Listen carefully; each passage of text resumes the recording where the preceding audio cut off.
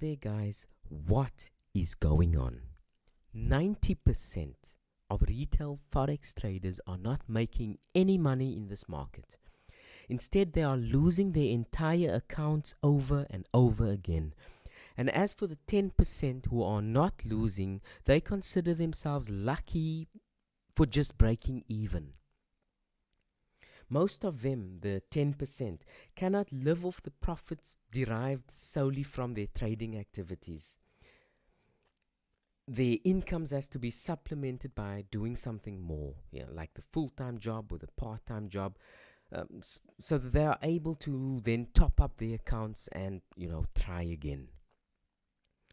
Some websites say that the numbers are even more bleak. Some say that it's 99% of traders that are failing versus only 1% that are making any money in this market.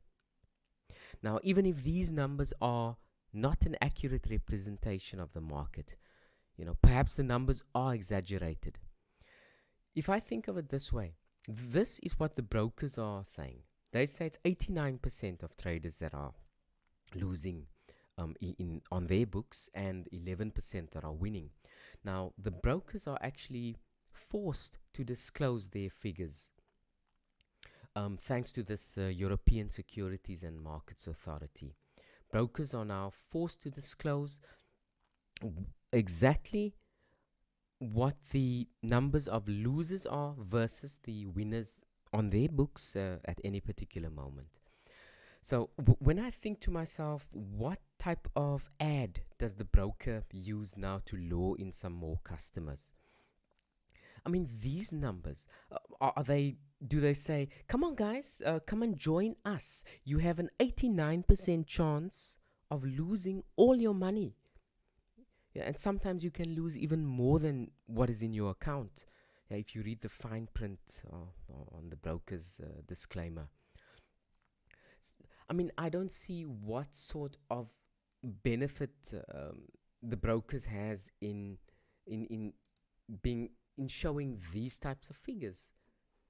But there is an endless supply of retail traders still, no matter what these numbers are. Even though they know that these are the numbers or quite close to this numbers, there is an endless supply of retail traders willing to join the market, even though the odds are stacked so heavily against them. I think it's probably just the dream of a better life and, the rich and, the Lamborghini lifestyle that are being sold to retail traders, and that's what lures them into the game. Also, one of the big ones are you can make money from home and make it in your own time and in your favorite coffee shop. You can sit at a restaurant. You can be on your laptop. You can be on your laptop while sitting at the beach and still make more money than all of your friends. Yeah, that's the dream that's being sold. This 99%, 89%, or whatever the numbers are, those are ignored. It's the dream that we want. This trading arena is the only one, or it's the only place on earth that I can think of where people would rather, or they would prefer to see themselves as part of the minority as opposed to part of the majority. Nowhere else on earth do you want that scenario. Everyone wants to be part of the majority, but not in this case. We all want to be part of the 1%, even though we all want to think exactly the same as the 99%. We want to do exactly the same as the 99%. We want to follow the herd and still join the 1%. These guys on this side are doing something different. They're doing something completely opposite. Look, I'm sorry for sounding, or I apologize for sounding a bit negative here, but bear with me, there is some light at the end of this tunnel. There is an upside. We can become part of this minority. However, to do this, we need to think in a way that's completely opposite to the majority, outside of the box and outside of the norm, where the trend might not be your friend, where the overbought and oversold MACD and RSI tools are just designed to blow smoke in your eyes.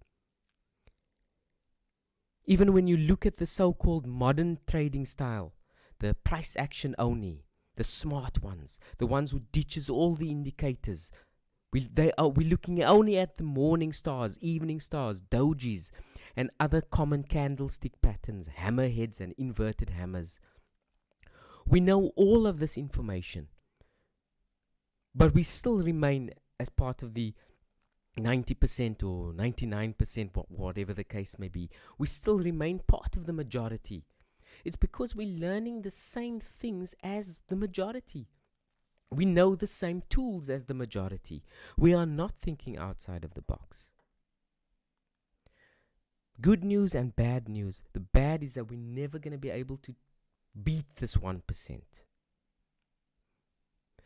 The good news is that we'll be able to join this 1%. We'll be able to trade alongside them.